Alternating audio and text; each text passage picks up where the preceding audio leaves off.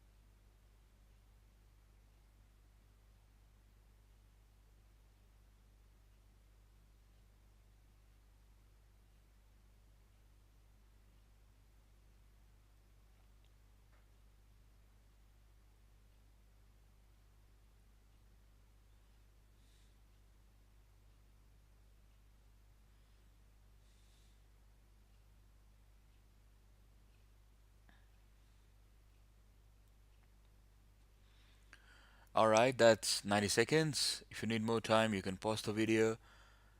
Otherwise, let's go ahead and have a look at the answers.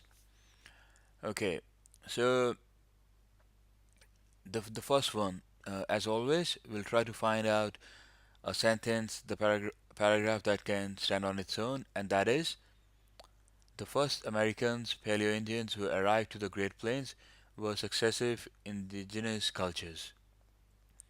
So now this paragraph, it introduces the arrival of first Americans to the Great Plains and doesn't really depend upon anything else. If you look at all other sentences, they sort of depend upon whether the Great Plains have been introduced or whether one of those other Indians, they have been introduced. So the but it's only this particular sentence which introduces the arrival of Paleo Indians, the first Americans, and does not depend upon anything else. So that's why that's the first sentence. The second is at the top, they are known to have inhabited the Great Plains for thousands of years, over 15,000 years ago. Now, in this sentence, they refers to the Paleo Indians, so that's why this can immediately follow the first sentence. Now, if you look at the remaining three sentences, right? Humans entered the North American continent, or historically the Great Plains, or the other one, eastern portion. Now, each of these sentences, they're now getting into the specifics of where did the human, who arrived, they settled. So now they're starting, talking about the specific areas. So that's why out of these sentences, the first, that is the third overall sentence would be humans entered the North American continent in waves of migration, mostly over Beringia, the Bering Straits land bridge, because this sort of introduces a broader area in which they settled. And then the next one will be historically the Great Plains were the range of the bison and of the culture of the Plain Indians. So that introduces some tribes and where did they settle. And then the last one was eastern portions of the Great Plains were inhabited by tribes and such as Arikara, Mandan, Pawnee, etc. Uh, that is fifth one. Um, why? Because it is about a very specific part of the Great Plains, eastern portions, and whereas the fourth, it is more about the general Great Plains. So that's why it comes before. Okay, now please pause the video and spend a couple of minutes just to make sure that you very clearly understand why this is the correct order. Okay, now let's go ahead to question number 3.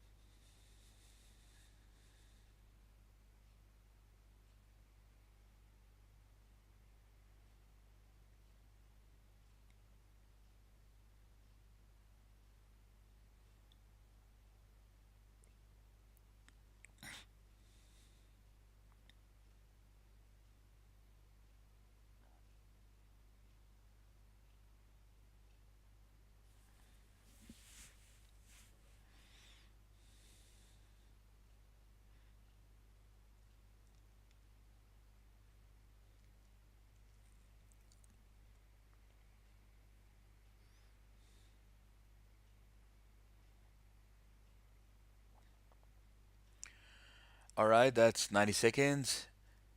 Let's go ahead and have a look at the answers. Now, if you um, look at uh, the the paragraphs, and as we have discussed earlier, we first need to find a paragraph or a sentence that can stand on its own. But if you look at the very first paragraph, it would also, so it's got an it in it. What does that it refer to? We don't know that. So that means it depends upon another sentence. So not the first one. Second, his proposal, whose proposal? So we need a sentence that would have already introduced the his. The plan also includes. So there's an also includes means some information about the plan has already been given. So that's why the third is also not the first sentence. After that, he proposed an expansion of health insurance. Now, who's this he? So that's why that's also not a first sentence. But if you look at the last sentence, Obama called for Congress to pass legislation reforming healthcare in the United States, a key campaign promise and a top legislative goal.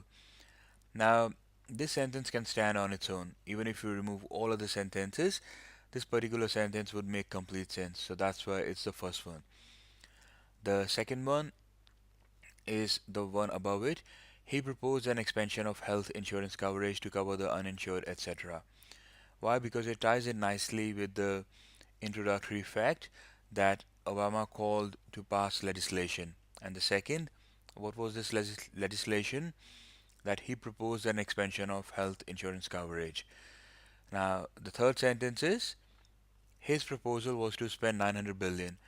Now, after we have introduced the fact that he proposed something, we give more details of that proposal, and that come in this particular sentence that his proposal was to spend 900 billion over 10 years, etc. And the next paragraph would be the one at top. It would also make it illegal for insurers to drop sick. So it would, that means his proposal, his plan would also. So that's why is the fourth and the last one. The plan also includes medical spending cuts and taxes. So now that comes in the end because that's, like additional information that have been given for the plan.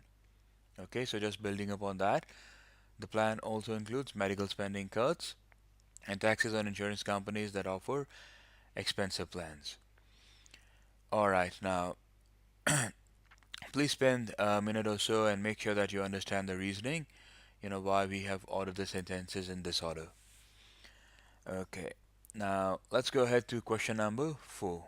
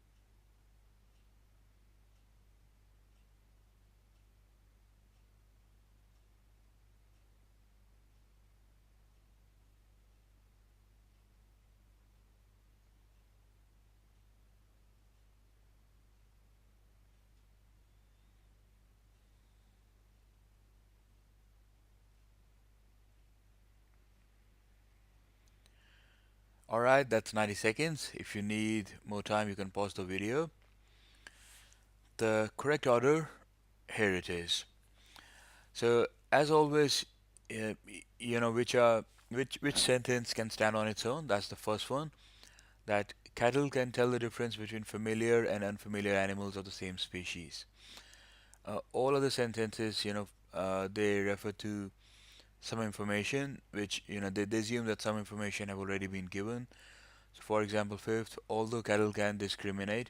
So it begins with an although. That means some information, has already been provided. So against which, you would be comparing. The next sentence, calves can also discriminate. So it can also discriminate means some sentence with some related information around discriminating someone else discriminating between humans, etc., has already been given. The next, they are also able to discriminate. So who does this they refer to? And the last studies show they behave. So again, who does this they refer to? So that's why the first sentence is the one at the top. Cattle can tell the difference between familiar and unfamiliar animals of the same species. The next one is they are also able to discriminate between familiar individuals and among humans. So that's your second sentence because they here refers to cattle. and we are talking about, first about familiar and unfamiliar animals, differentiating, discriminating between them. And this sentence, it becomes a bit more specific that they can also discriminate between familiar individuals. Third one, studies show they behave less aggressively towards familiar. So that, is a result of just their ability to discriminate. So that's why it comes at number three. Number four, calves can also discriminate between humans. So that's an additional, separate point. But it depends upon the introduction that we have already said that someone can discriminate, which the cattle is. And then we say that in addition to cattle, calves can also discriminate. So that's the sentence number four. And fifth, although cattle can discriminate between humans by their faces alone, they also use other cues such as the color of clothes when these are available. So now this is additional information, additional to this whole topic of being able to differentiate between familiar and unfamiliar animals, and this is about being able to discriminate di- on the basis of different things such as faces, color of clothes, etc. So that's why this additional information just comes in the end. All right, now as always, please spend a couple of minutes trying to understand why this is the correct answer. Compare it to your sample response as well, and make sure you understand why you got something wrong if you did. And now let's go to question number 5.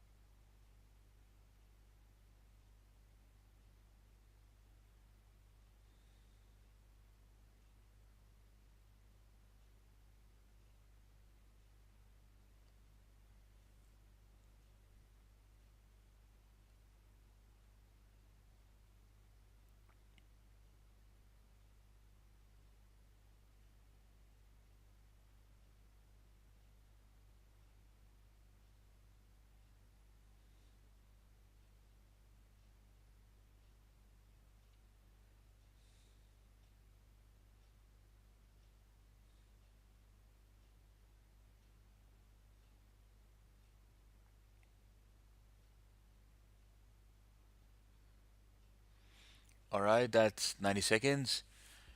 Now let's go ahead and have a look at what the correct order is. There you go.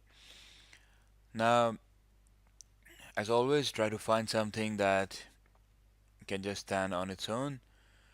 So, the first sentence, the retinal circulation on the other hand. So that means, since it's talking about on the other hand, that means some information's already been discussed.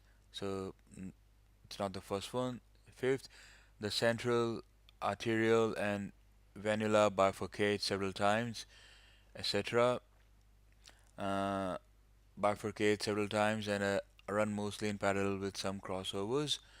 So okay, um, this might be the first sentence, but let's see, if there's something a bit more general to begin with. The next one, there are two circulations, both supplied by the ophthalmic artery. Fourth, it passes. So since it's got an it, that means it refers to something which should have been there in an earlier sentence. So it's not the first one. The other one, the uveal circulation consists of arteries entering the globe outside the optic nerve. Okay, so that means it's one kind of a circulation, and we remember the third the one at the top, the retinal circulation. So on the other hand, so from there we know that the top sentence can come after the last sentence, so that that order we are clear about. Now, uh, the, the journal information that we're looking for. So there are two circulations. There's that sentence. There are two circulations, both supplied by the ophthalmic artery. So now that seems like a good candidate for the first sentence, because after that, you can put the uveal circulation, and then you can put the retinal circulation as the third one. So they'll be in that order. Out of the two remaining paragraphs, uh, the central arterial and venula bifurcate several times, or and the other one, it passes with the optic nerve as a branch of the ophthalmic artery called the central artery of the retina. So now, uh, this seems like this can be the fourth sentence. Why? Because it's got an it passes with. So what passes? So it can refer to the retinal circulation. So we can use that, and also it tells us what the central artery of the retina is, because that's then the information which the fifth sentence can use, because it talks about it tells us more about what the central arterial and venula do, that they bifurcate several times. So it is good to have that information uh, about what that central artery or that arterial is. Okay, so that's why the fourth sentence is it passes with the optic nerve as a branch of the ophthalmic artery called the central artery of the retina. And the last, that this the central artery and venula bifurcate several times, etc. So that's your correct order. Please spend a couple of minutes reviewing this and comparing to your response. Make sure you understand the reasoning why we have gone with this order. Alright, so well done. With that, you have completed practice set number 1 of reorder paragraphs. Now take a little break, and when you feel like, come back and start practicing with practice set number 2. All the best.